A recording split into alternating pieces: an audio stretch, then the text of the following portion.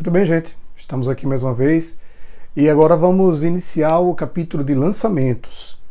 Os lançamentos parabólicos. Nós acabamos de estudar anteriormente, no último capítulo, o lançamento vertical.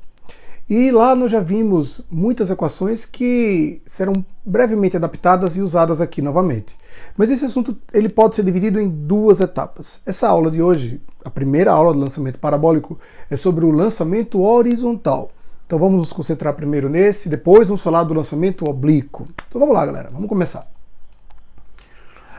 O lançamento horizontal, como vocês podem ver aí na imagem, ele é quando você joga um corpo para frente, ele já partiu de uma certa altura, como você do alto de uma mesa, você empurra um corpo para frente. Então, ele continuará com o seu movimento horizontal, mas ele também passará a ter, devido à ação da gravidade, lembre que a gravidade estará agindo aqui, ele também terá um movimento vertical.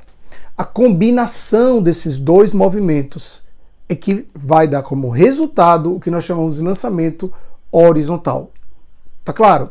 Então, na verdade, você tem que entender que agora você tem a composição de dois movimentos. O lançamento horizontal, propriamente dito, no eixo X, mais um movimento vertical. A soma desses dois movimentos, eles vão formar o que nós chamamos de lançamento parabólico horizontal.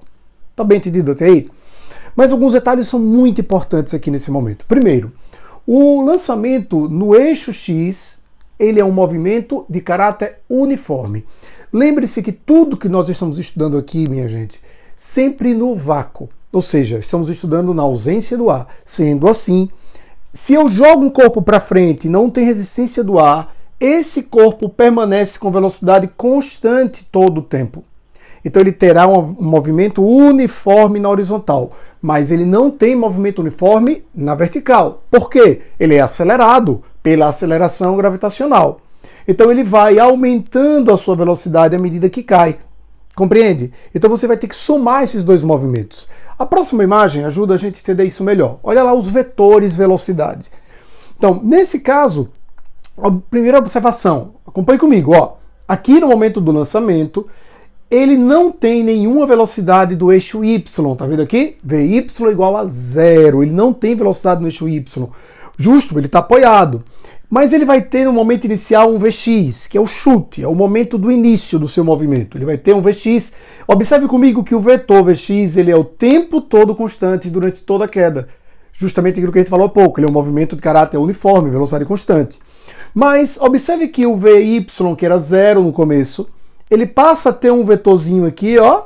Depois esse vetor vai aumentando de tamanho, aumentando o Vy, justo, devido à ação da gravidade. Vai fazendo com que a velocidade do eixo Y, a velocidade vertical, ela vá aumentando em módulo. É um movimento acelerado.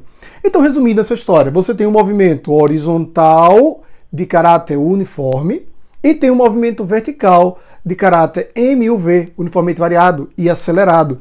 A soma desses dois movimentos, como eu disse anteriormente, vai me dar o meu lançamento horizontal. Entenderam bem até aí, gente? E mais um detalhe. Se eu tenho dois vetores atuando no mesmo corpo, no mesmo instante, são duas velocidades, eu posso somar essas velocidades. Mas, galera, é uma soma vetorial, por favor, hein? E esses dois vetores, como vocês podem ver aqui, em todos os passos, os dois vetores têm entre si um ângulo de 90 graus. Eles são perpendiculares entre si. Se eles são perpendiculares entre si, então eu posso tirar o meu vetor resultante. Então o meu vetor resultante, lembra da regra do paralelogramo? Nós tiraríamos aqui uma resultante e seria calculada por, isso mesmo, Pitágoras. A velha fórmula de Pitágoras vai ser usada mais uma vez para tirar a minha velocidade resultante em cada ponto. Vamos seguir mais um pouquinho. Então, acompanhe aí, ó, justamente agora o que temos nessa imagem. Os dois vetores, o Vx, veja que o Vx é sempre constante, observe, e o Vy vai aumentando o tamanho do módulo. A soma desses dois vetores é que vai dar o nosso V resultante. Tá claro? Muito bem. Essa imagem ela nos mostra uma coisa interessante. Na ausência do ar, sempre considerando que estamos desprezando a presença do ar. Então, se esse helicóptero, por exemplo, ele abandona uma caixa de mantimentos, alguma coisa assim, e na hora que ele abandona isso, ele continua mantendo sua sua trajetória retilínea, observe que a velocidade do helicóptero sendo a mesma, constante, esse pacote que ele abandonou sempre estará embaixo dele. Aquilo que nós falamos bem no comecinho. Lembra que o movimento desse objeto aqui, na horizontal, é de movimento uniforme. Ele tem um movimento uniforme, velocidade constante. Significa dizer, então, que o helicóptero e esse objeto ele está sempre em cima do objeto, porque as suas velocidades são as mesmas, horizontalmente falando, as duas velocidades horizontais. Mas outra coisa interessante, avalie essa imagem. Veja que coisa interessante. A bolinha vermelha tem simplesmente movimento vertical, queda livre. A bolinha verde, ela tem um movimento horizontal, como nós explicamos. E vocês podem ver que elas caem simultaneamente, de uma mesma altura, consequentemente com a mesma aceleração gravitacional, e ambas chegam ao solo no mesmo instante. Isso é uma questão muito repetida em simulados, em vestibulares, então fique atento. Elas chegariam no mesmo instante, tá legal? Considerando que partiram na mesma altura e no mesmo instante. Bem, agora nós vamos falar das equações, esse finalzinho dessa aula. Primeiro, observe o seguinte, vamos lá, atenção aqui, hein?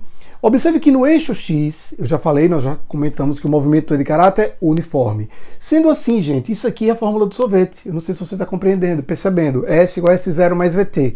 Observe que aqui eu teria um eixo Y orientado para baixo e um eixo X aqui. Esse ponto de onde o corpo ele começa o seu movimento, aquele ponto ali é a minha origem. Observe que nós adotamos o eixo X para cá, como é de praxe, e o eixo Y vertical aqui para baixo. Lembra que a gente falou da orientação positiva? Nesse caso, a orientação positiva é para baixo. Então, a origem está aqui. Então, o espaço inicial é 0. Ele partiu desse ponto. Então, ó, o X, por que eu chamei de X e não S? Porque eu preciso diferenciar agora eixo X e eixo Y. Eu vou ter dois espaços. Eu poderia chamar aqui de S índice X? Tranquilamente poderia. Mas geralmente os livros adotam simplesmente X. O S0, vocês viram que foi 0. A velocidade é o V índice X, porque é a velocidade do eixo X, vezes o tempo. É a nossa própria fórmula, função horária do espaço do movimento uniforme. Adaptada e simplificada dessa forma. Agora, acompanhe o eixo Y. O eixo Y, minha gente, ele é um movimento uniformemente variado, como nós já frisamos várias vezes. E há um detalhezinho aqui, ó. Observe que V0y igual a 0, ou seja, a velocidade inicial naquele movimento vertical é nula. Aqui, ó, é 0, justamente. A partir daqui ele começa a ter velocidade. Veja os slides anteriores, certo? Muito bem. Sendo assim, observe que nós estamos usando aquelas equações que nós já conhecemos muito bem. Função horária do espaço, a famosa fórmula do sorvetão. Essa daqui é a função horária da velocidade. Essa aqui é a equação do Torricelli. Apenas adaptamos. Lembre-se que em todos os casos, você pega as equações que você conhece, em todos eles você vai colocar que o V0 é 0. A posição inicial também não foi 0? Se você pegar a equação, a função horária do espaço, aquela grandona, né, que a gente chama de fórmula do sorvetão, e se você for simplificando, você vai chegar a essa expressão aqui, onde eu chamei S de H.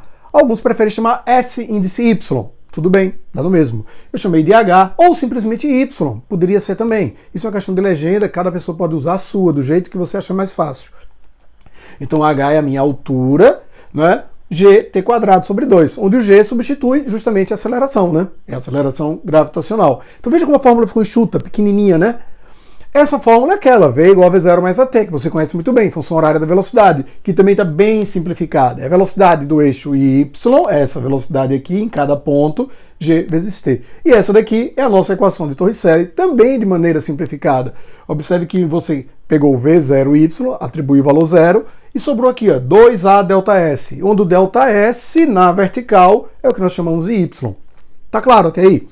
E para finalizar, nós já falamos sobre isso aqui há pouco, hein? Então, em cada ponto que o objeto, ele, na sua trajetória, ele vai percorrendo, eu tenho que a soma dessas duas velocidades, ela vai ser a minha velocidade resultante, tá legal? E eu posso calcular em qualquer momento como pela equação de Pitágoras, como já é bem conhecido por todos nós. Pois bem, gente, isso aí é o lançamento horizontal. No próximo aula nós vamos voltar a esse tópico, só que nós vamos evidenciar mais uma vez as equações e vamos resolver uma questãozinha, um exercício para que vocês enxerguem melhor a aplicação matemática disso tudo. Um abraço.